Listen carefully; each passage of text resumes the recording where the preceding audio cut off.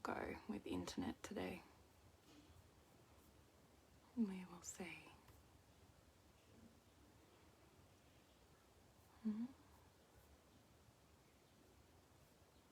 Okay, I can see that I'm on there, so that's good. At least I can still see your comments, if there's any. Today we're talking about don't ice queen him out. Might not mean anything to you if you haven't heard me say that before. So I'm hoping you can hear me okay. I can see there's one person on live with me. If you can give me a thumbs up that you can hear, that'd be awesome.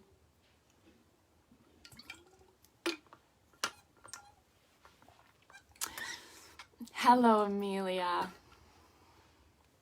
Can you give me a thumbs up, mate, that you can hear me okay before I move on? Oh my God, I can see comments on here. That's amazing. How exciting. Oh, you can hear me. Cool. Looks like I'm seeing some comments, but not all. Who knows how this crazy world works. I will keep my laptop open so that I can still see if there's any questions, and please feel free to ask them. If you're on live, that's what you get to do. And if you're in Queen School with me, which Amelia and Tui are, welcome. Then hopefully this is just a reminder for you guys, and if there's any comments or questions you want to make, then please drop that in.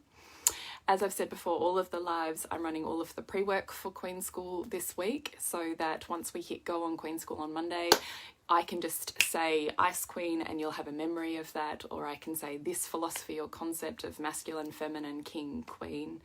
What else have we done? What have we done? Oh, you've attracted the perfect partner for you. Doesn't mean your dynamic is set in stone. So these things we've already done become an automatic recall, so that when we move into the work of Queen School, it's easy to just go mention it, and I know there's already a body of language, so I don't have to spend the time in those lives going back through underpinning philosophies. And if you're joining us for the first time, then welcome.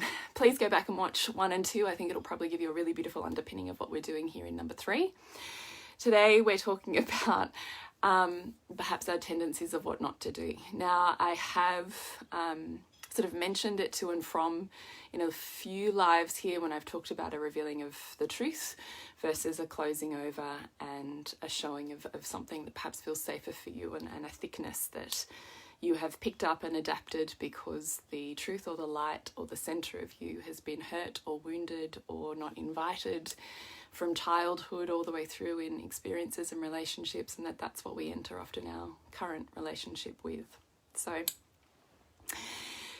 it comes at a perfect time because probably like many of you today, we begin term 2 of homeschooling. So I have my 4 children home. And so it's been a bit of a whirlwind, and we mapped out, I thought I had my plan.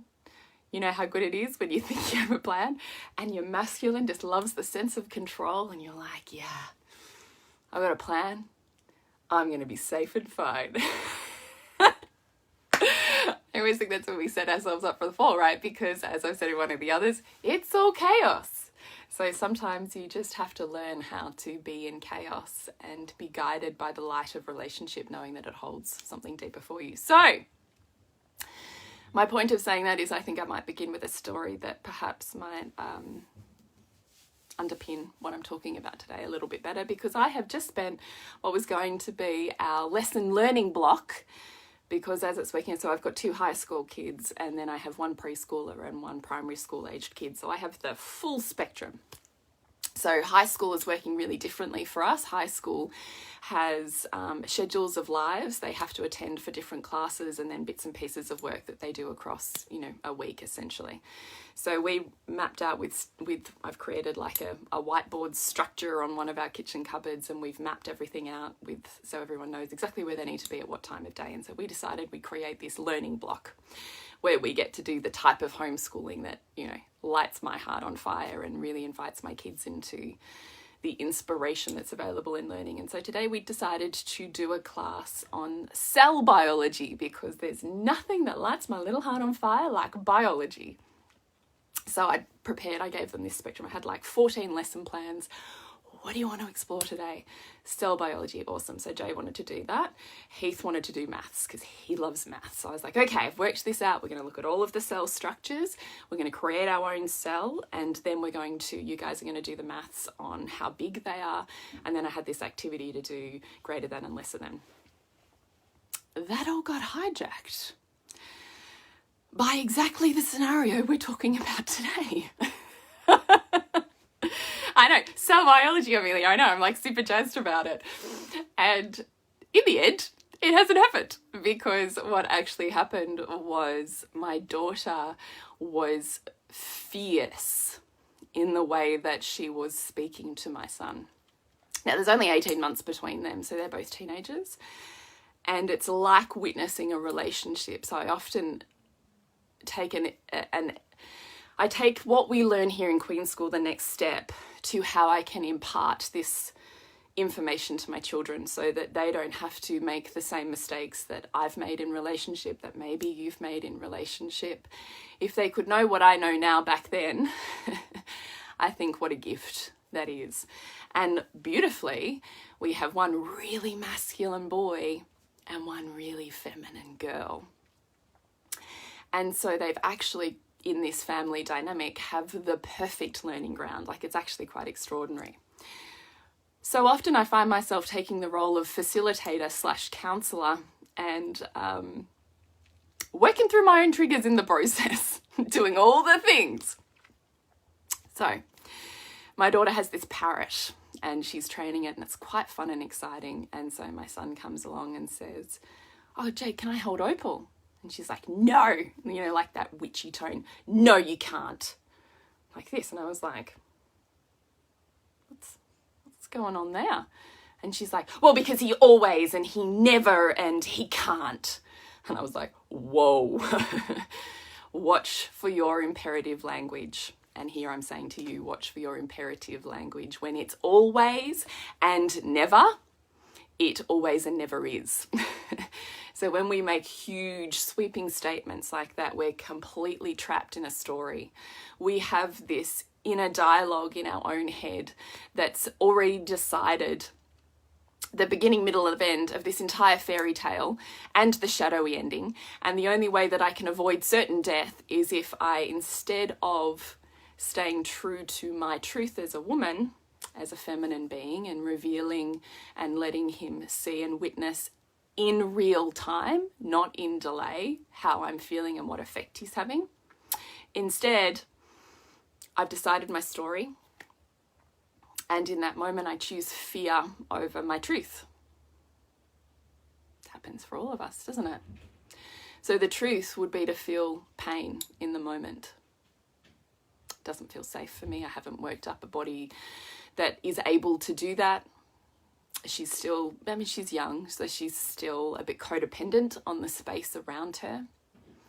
And so she chooses to close that down, and physically her body changes. So physically her body goes into warrior masculine fight mode. So she's not in her natural flow state, because what would feel really good for her in that moment is to fully feel the thing and have that fully acknowledged. But instead, she feels the thing, the hurt. She's already decided, because of all of her story and wounds that essentially are part of her superpower and genius in this world too, right? She's already decided for him how he's going to be, how he's going to react, how he's feeling. She's decided everything about him, for him, without ever asking him. How many of you have done that? I've certainly done that.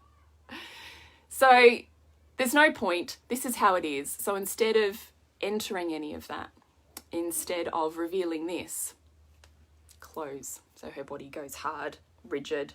She literally sinks her heart backwards, so her shoulders roll forwards. She might do some of this, like really protective. It's like fuck off vibes, right? So she throws the thing out at him. And then she's more hurt and surprised when he responds to that with that.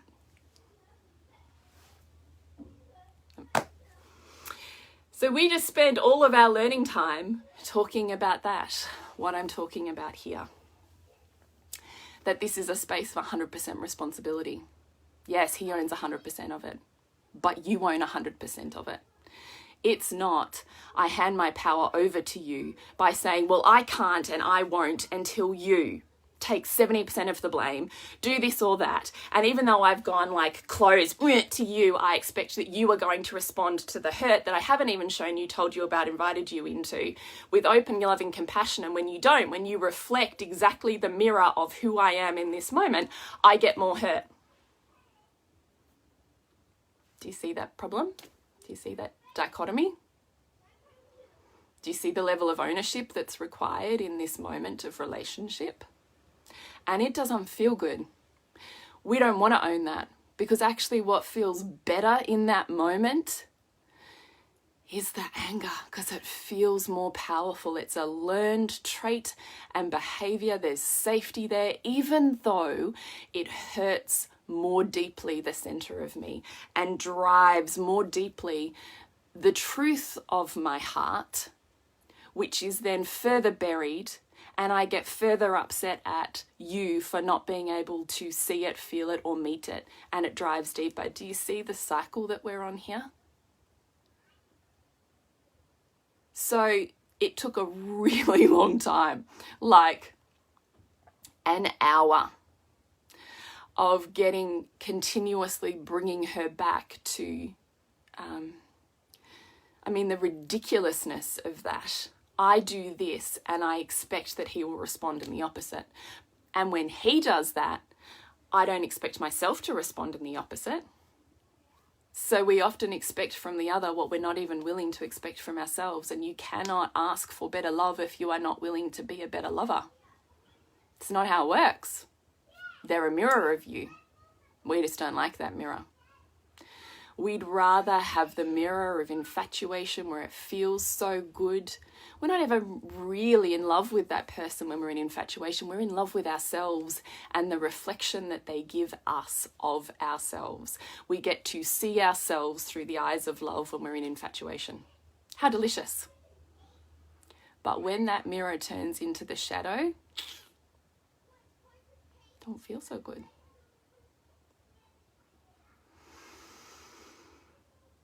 So, Jules, you see this in your daughter a lot. When she won't open up to my husband, she decides he won't get it. That's exactly what I'm talking about. Samara, wow, I certainly do, and brought me to tears hearing this. Yeah, me too. I just realized how closed off I am. Yeah, like, fuck, me too, I get it. It's totally where I've come from. Like, what we are talking about here in this container is such a radical perspective shift that it will be intolerable to some people and they cannot even conceive of it.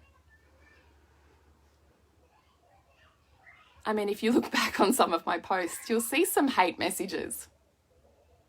That's fine. I'm not going to delete them. It's just, I'm asking you to radically see yourself, him, and your responsibility in the mirror in a way that is so deeply uncomfortable at first before it becomes powerful.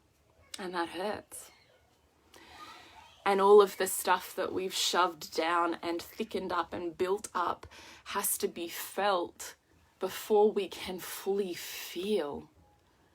But you can't sit here going, I'm not seen, I'm not heard, you don't meet me, you don't hear me, you never, you always. If all he can feel is the thickness, the fear, the tension, the hate, the rage, that's all he can feel. You are energy. He is consciousness. If you are asking him to feel his body, you are asking him to step into his feminine. So who do you want? A wife or a husband? A feminine partner or a masculine partner? Because you can't sit here getting angry at him for not feeling and then getting angry at him for not being the man. Or getting hurt and further disconnected because he's not meeting the true feeling in you, but you've only let him in as far as your fear or your pain of hurt, like the walls, the barriers, right? You are born as energy. He is born on the consciousness that animates your energy further.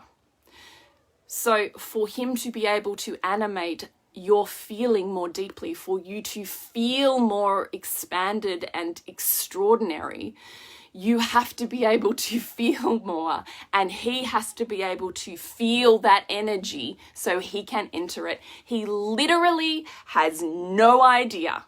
In the realm of consciousness, if you are wanting him to sit in the polarity of the masculine, which this is the relationship we are talking about here, I want to attract chemistry, polarity, sexual tension, a vibrant relationship, not where we're just kind of best buds, then you need polarity. May not be the relationship you're after, in which case, leave now.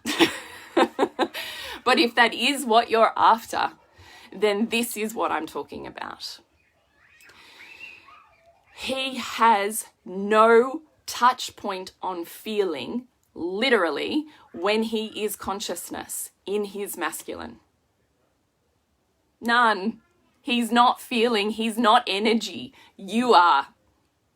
Which frees you up to be feeling, to feel yourself more expanded, more liberated, more freed, more full of the flow of love and life through your body, which actually is what feels exquisite for you as a feminine being. For him, it's pain, because it's not nothing.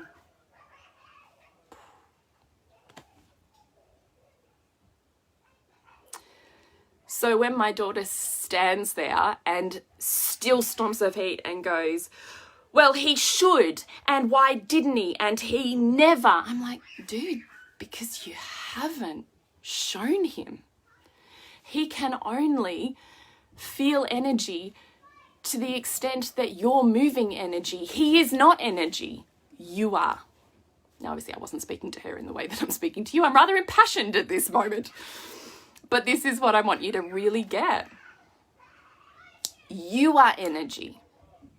When you're vibrating at a certain energy, his consciousness registers, he gets to feel and experience energy that he cannot on his own manifest and be part of, and he will breathe and take you deeper into that feeling which feels exquisite for you.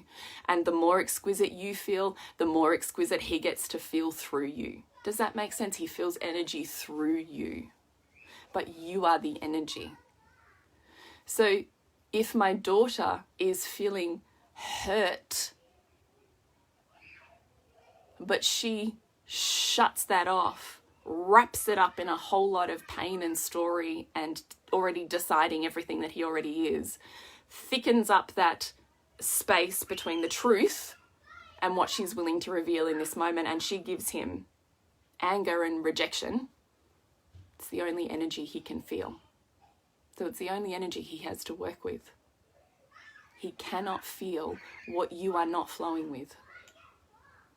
You are energy, not him.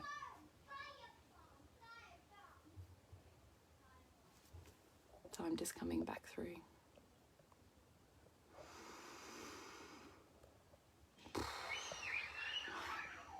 You can tell it's been like a really big morning already. And oh my God, this is the best. I love this. B and I practice moving through it now, but I find it so hard to articulate to others when talking about it, as into other friends, sharing this everywhere and to everyone. Oh, thanks.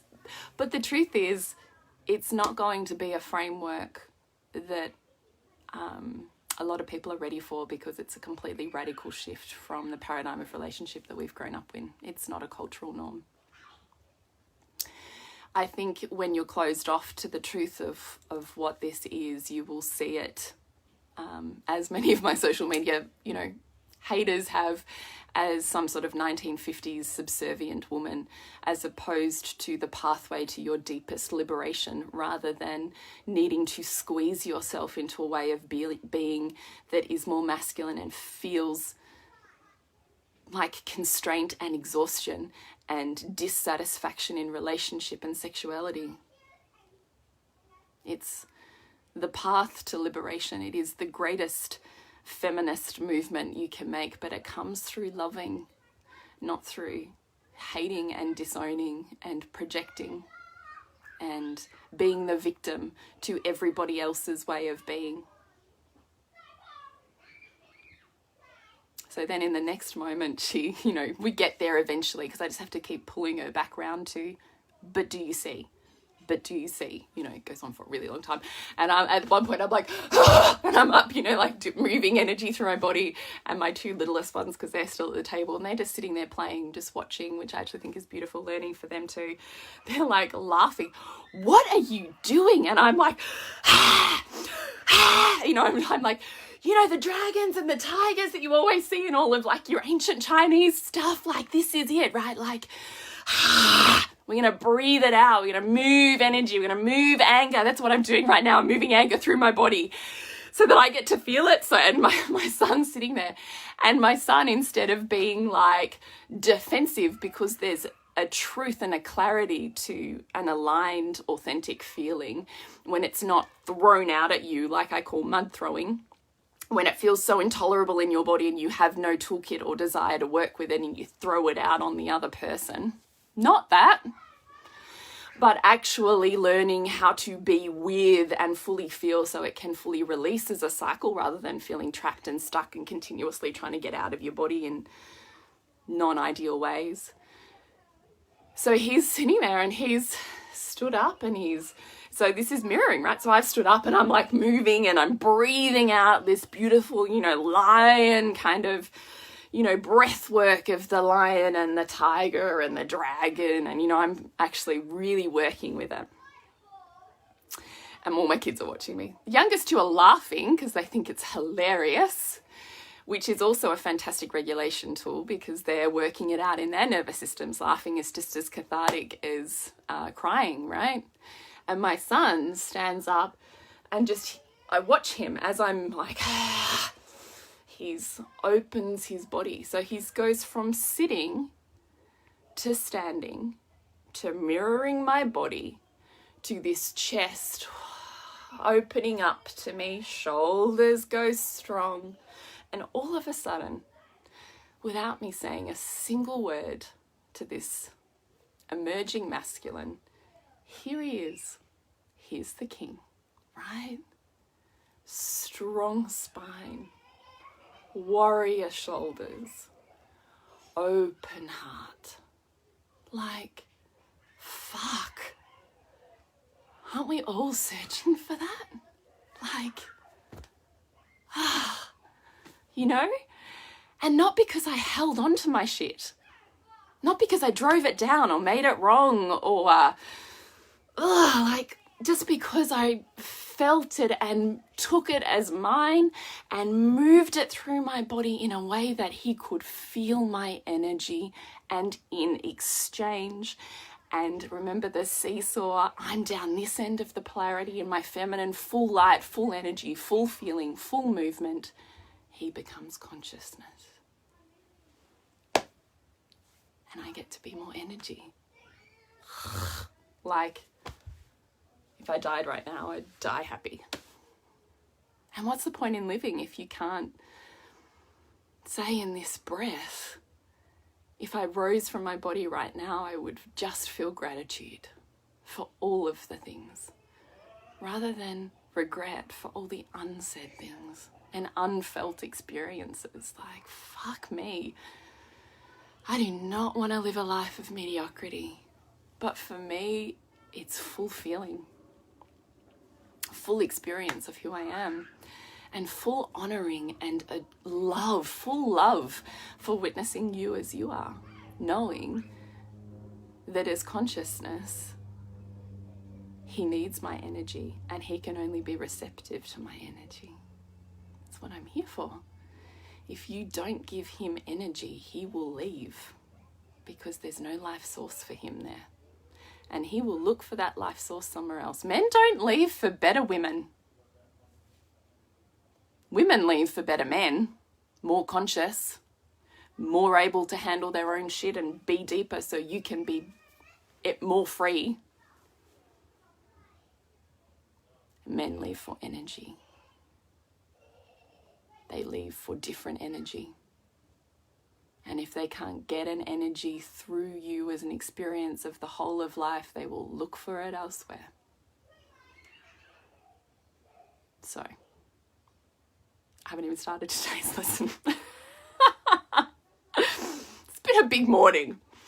So when I do my wrap up of homeschooling today, I don't think there's going to be much. Because there's a whole lot of something else going on. So, don't ice queen him out. What I mean by that is 2 things. First, when you shut off your energy and you go ice queen, he will only be responsive to the energy that you're showing, and he will only be able to meet you as shallow or as deep as you have thickness, evoking his shallowness, open heart revealed, evoking his depth. Right? So if you've turned to ice, shallow presence you will get back. You'll be more hurt. But the truth is we hurt ourselves when we don't learn the art of feeling, of honouring our own needs, of even knowing what we want and how we want it, and having a language within the relationship and the couple that allows that to be safe, but has to be safe within our own bodies first, right? We're not trained as that as women.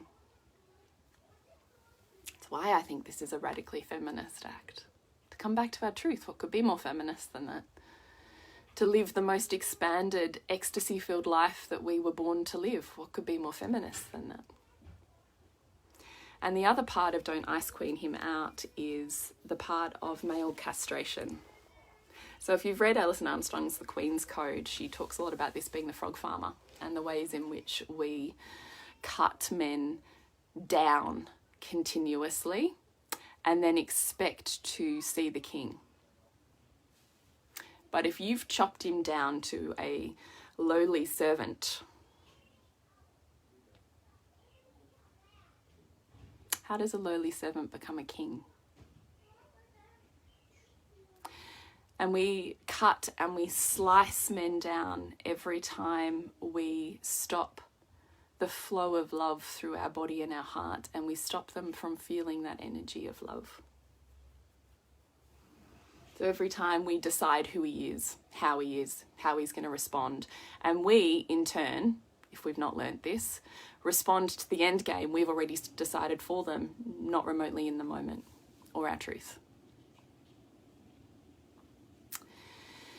When we decide he's just stupid and ignorant and has got no idea, when we've already given up on him before we've even started, when he feels disappointing the moment he's around you and he taps into that energy of you're so disappointing, well, man is coming back for that. Would you want to keep having intimate coffee dates with your girlfriend where you feel disappointing and inferior? Probably not.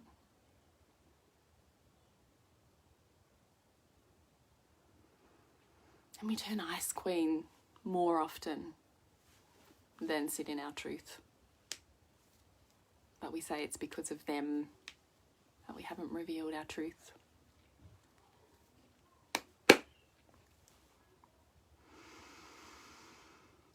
So if you shut down the front of your body, you stop receiving and transmitting. If you can't connect to your heart and touch through the energy of your body, he won't stay.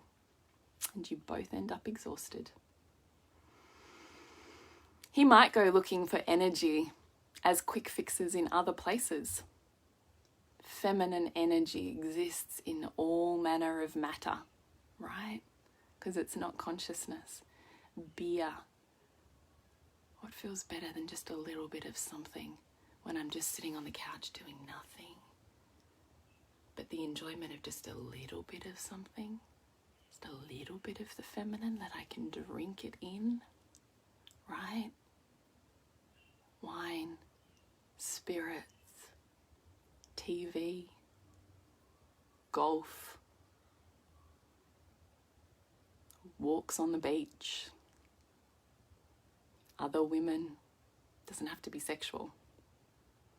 Just to receive energy. Won't be long lasting.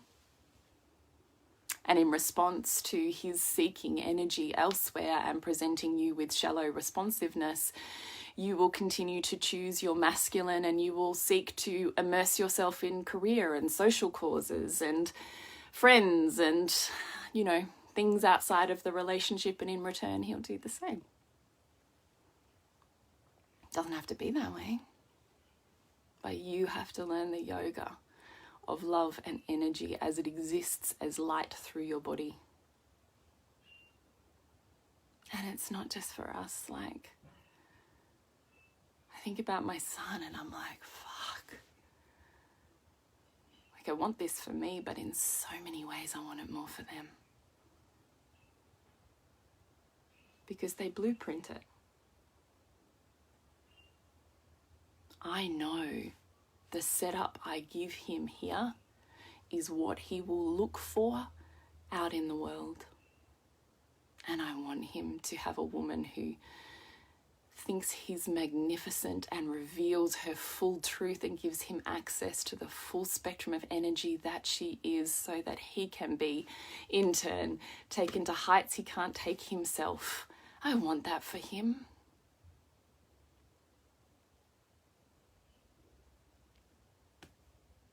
And I want it for me.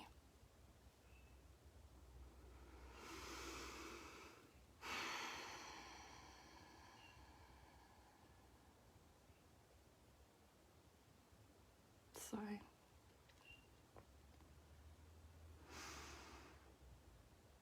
I think that's where I'm going to leave it today.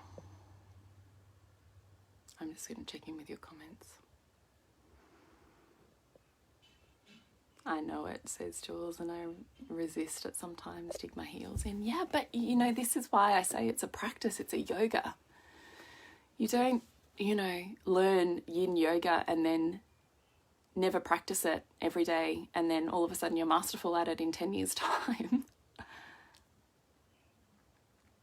The greatest spiritual yoga masters know they show up for the practice every day, because every day the world, she, the divine universe presents them with new challenge, and you're like, what have you got in store for me today? And it won't just exist in your relationship, right? For me, it came up in parenting today.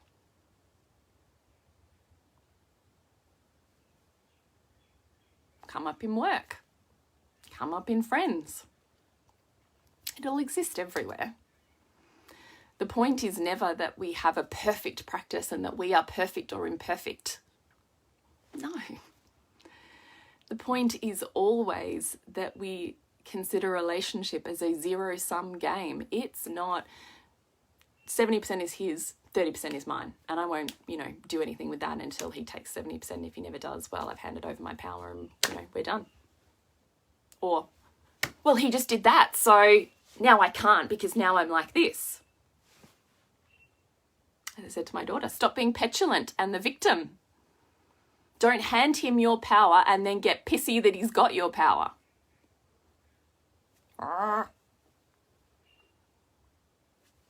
No one outside of you gets to decide how you feel. You get to decide how you feel, and in actual fact, once you learn that, how others in the room feel. You decide that, not the other way around. And when you stuff it up, which we're always going to, he's always going to at some point have less consciousness than you would like, and at some point you're going to have less love flow than you would like. It's always going to happen. But the point is, in those moments you go, shit, that didn't feel good. What happened there? And you get curious. What is my 100% responsibility here? Okay, I see. This happened and I made up this story, decision in my mind, and so I responded from that place, from the fear. So what is the conversation I need to have? What is the body work I need to come back to?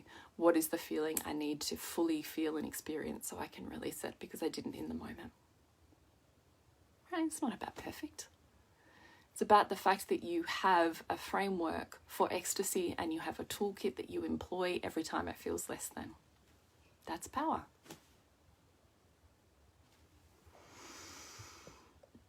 Okay, Jules, I can be so stubborn. I mean, yeah, but stubborn really is just super hurt, right? I can't let that down because it's like a stack of cards, isn't it? The moment I do, it all comes crumbling down. Just super hurt. So feel into the wounded little girl. Touch the compassion of her more than the codependency, which is a form of self-criticism. I'm so not enough, blah, blah, blah. You know? You love how passionately I'm speaking. It's pretty passionate today. There's a lot of light moving through this body today, as you can tell, because that's the practice, right? The more you practice, the stronger your practice gets. Today, while working with my children, I had a lot of practice.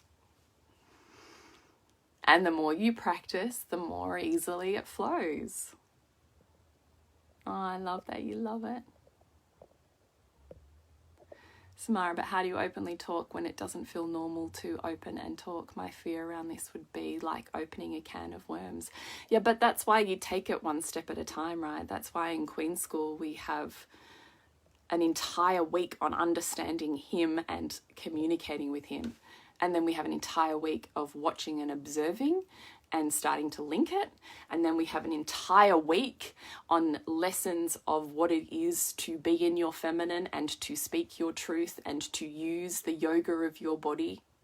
And then we have an entire week of observing and talking about the connection points. Like, it's not something you go, oh, I'm going to speak to you for half an hour and bang, your life's going to be different. It's about deeply understanding the philosophy and the tools to then, before you do anything, simply watch your world transform around you. Watch and see what you have never watched and seen before. And then in the 4 weeks after we've done king, queen, and relationship, dynamic, union, and communication, then you practice. Don't fast track it, leave gaps, and then wonder why you've got it wrong or decide it's never going to work when you haven't really gone on the process of it, you know? It's not easy. I mean, fuck, my entire career is based on working with women and their body and the movement of energy and truth. We are an exceptionally wounded culture of women.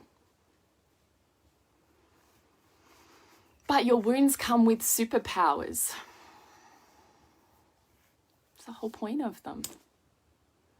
And if you sit in the place that I'm so broken or you have broken me and I cannot be repaired, you've given over your power. You have to remember, bring back in, remember the part of you that can always heal, and that you have the power within you to heal yourself of anything.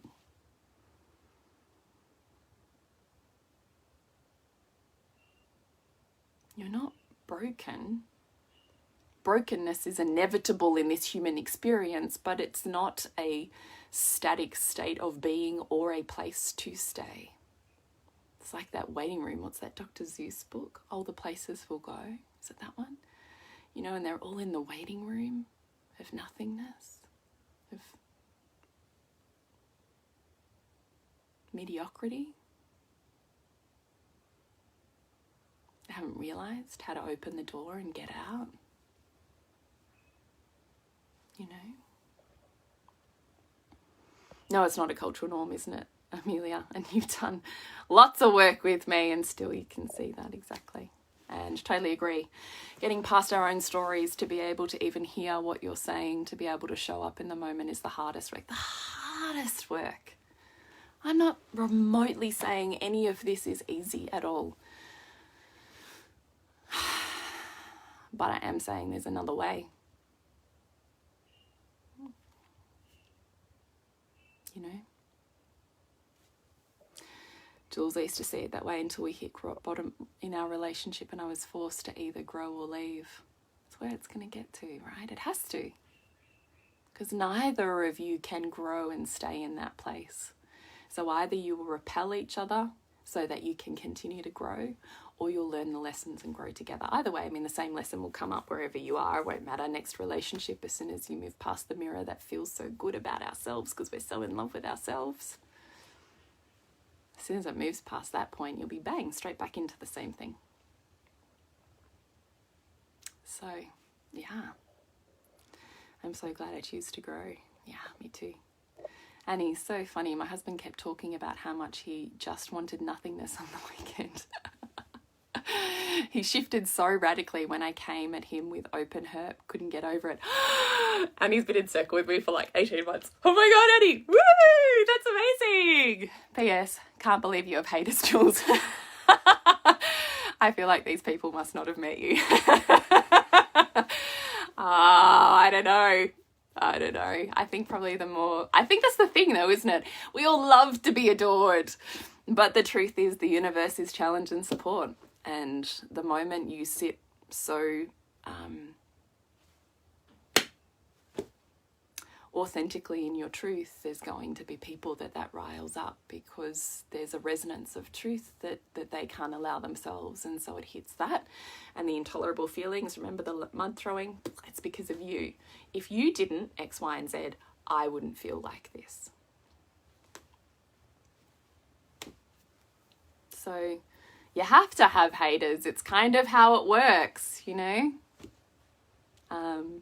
But yeah, I mean, I still have to parent myself through that as a process. I have to keep remembering how different this framework is for relationship and sit more compassionately in all of the hurt and all of the unlived parts of life I know they haven't experienced. Though they won't see it that way, but that's okay. Kate, I can so relate to your daughter. She was me yesterday. Yeah, I'm so glad because that's kind of what I was hoping that story would do. Hurt, overwhelmed, angry, frustrated, and I couldn't bear be near him without it all spilling out. Yeah, couldn't even look at him as he approached me with open hands. I didn't have time, so I screamed at him to leave me alone. Yeah. Fuck, I get it, but imagine the ecstasy of meeting that pain and having it fully felt and released. There's an ecstasy in that. We just have all of the story that says we're too much and we can't experience it. Totally expected to come home to cranky pants, but instead walked into a candlelit dinner and then it all spilled out.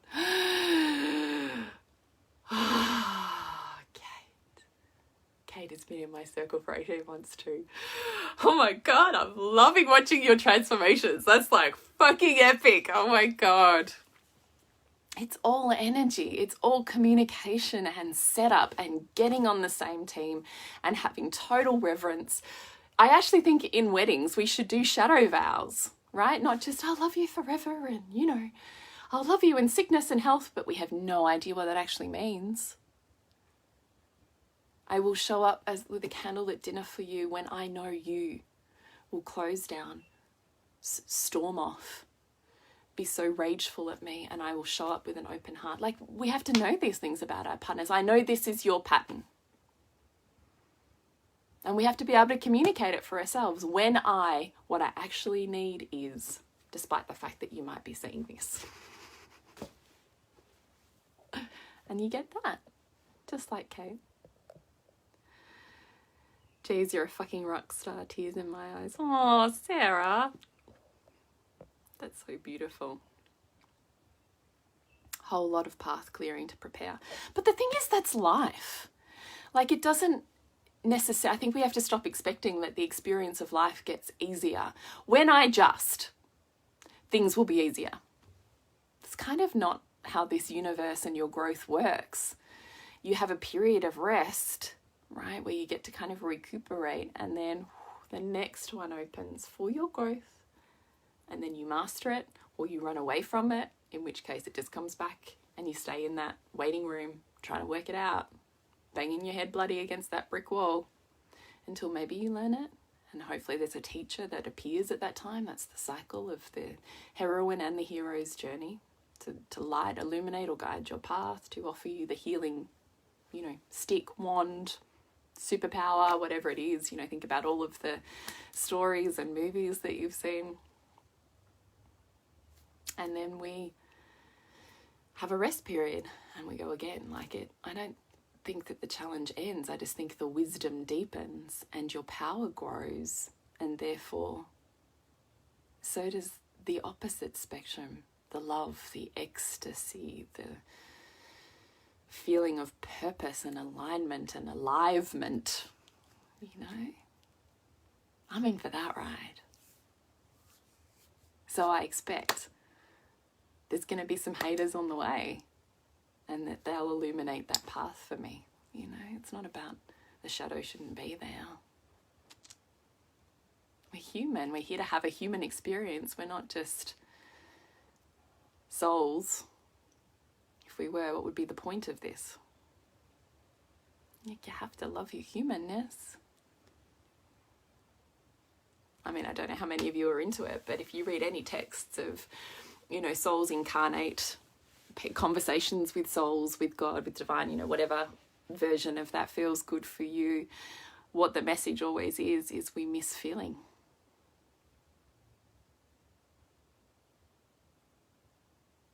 It's kind of the whole point of being here.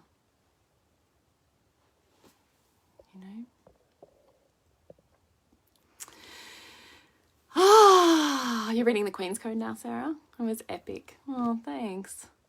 Nicole, took so much from this. Biggest takeaway is to show my man my needs with my feelings, not my words. Yeah. Jules, bingo, there it is, the lesson. Yes, I've learnt this, but have I just checked the box and then moved to the next lesson? I think so. This is such a profound life, Jules. Oh, I'm so glad, honey. Yeah. And that's the awareness that I'm talking about. That's all you need. Oh shit, that happened. What do I need? Samara, yes, I feel that energy shift all the time. The energy of the mama of the house affects the household. Yeah. It's a really interesting dichotomy, that mothering. I wrote a post. Was it? Yes. Oh, it might have been in Soul Driven Motherhood through Nourishing the Mother. And someone was talking about the relationship there, and I was like, yeah. Because in your relationship, you're being asked to step into your feminine, which is really feeling hard for you. So this is what happens. But motherhood's really feeling really good right now because that's a masculine energy, and you're really good at the masculine energy. It's not what your learning is. So it's such an interesting dichotomy that we think because we give life and birth life, that the experience of motherhood itself is feminine. But it's a masculine art. So it's interesting, that sense of, yes, you set the tone for feeling, but also you are the container, the direction, the leader of all of that, so it's quite an interesting. Samara, definitely not broken, need to learn to communicate. I grew up around women. Now I'm married with 4 sons. Definitely will look into Queen School. Yeah, man, as if that's not perfectly orchestrated for your growth. That's the reason I got a son first, right? The biggest learnings have come through, and I grew up with a sister, and, essentially, my dad was around, but, also not in a lot of ways. So, anyway. I would really love you to come to Queen School, and simply because I do think that it is the philosophy and the underpinning that sets relationship up in such a way that you have just never known it before. I think it's medicine for the whole world, but I don't think I have worked out exactly how to communicate that to you, to the world, to anyone who needs it, because it's so radically different.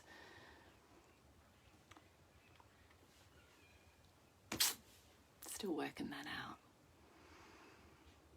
But that first 6 weeks of learning is 6 weeks of learning and integration for a reason, so that we move slowly and thoroughly through every understanding and every block in your body and story that comes up from that, so that we have an opportunity to unwire. You can't just shove more shit in if you haven't unwound why it's there in the first place. You can't just add more tools, more surface stuff. If I just did this and did this and did this, all of this would be fine. If you haven't learned how to play the one tool or energy so well, it makes another cry. It's not about technical perfection. It's about the energy of that.